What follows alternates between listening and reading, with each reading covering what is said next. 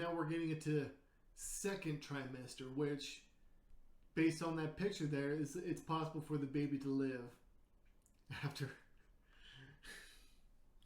just by C-section. This is getting the baby out. Okay, we're moving to the second trimester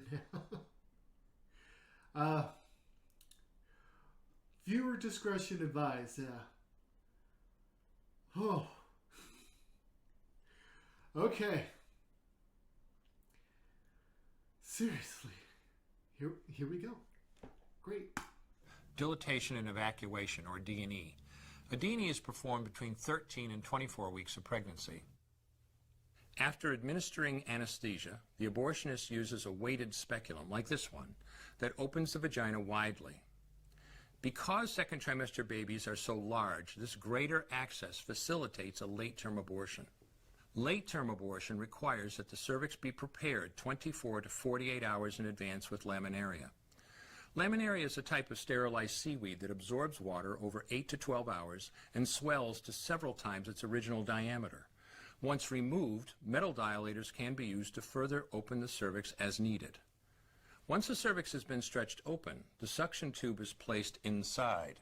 A baby at 20 weeks gestation is as big as the length of my hand, from head to rump, not counting the legs. The suction machine is turned on, and pale yellow amniotic fluid surrounding the baby is suctioned out through the catheters. With babies this big, they don't fit through catheters this size. The baby's bones and skull are too strong to be torn apart by suction alone. This is a Sofer clamp. A Sofer clamp is made of stainless steel. It's about 13 inches long.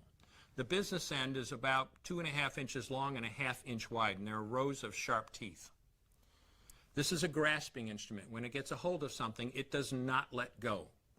The abortionist uses this clamp to grasp an arm or leg. Once he has a firm grip, the abortionist pulls hard in order to tear the limb from the baby's body.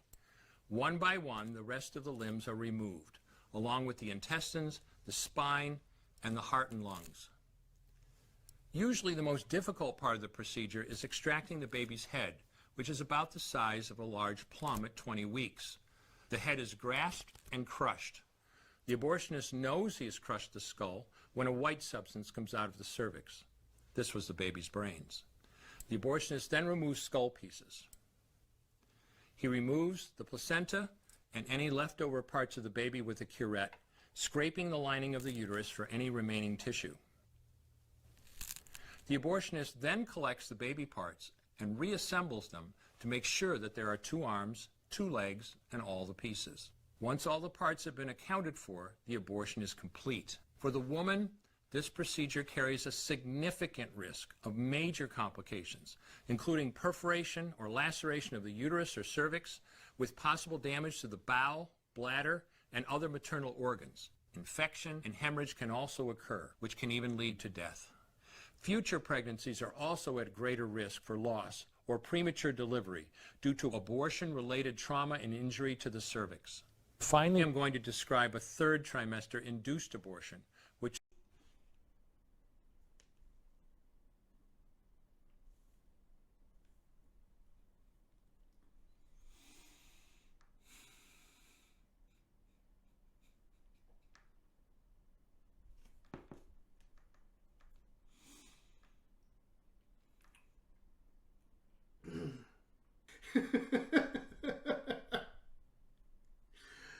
So second trimester abortion.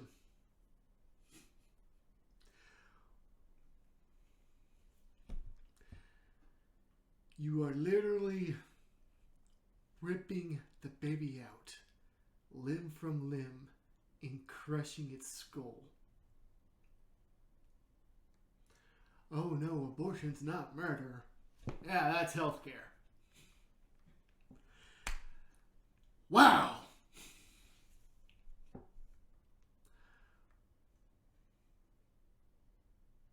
What? And there's so much medical complications for... How is that a medical emergency?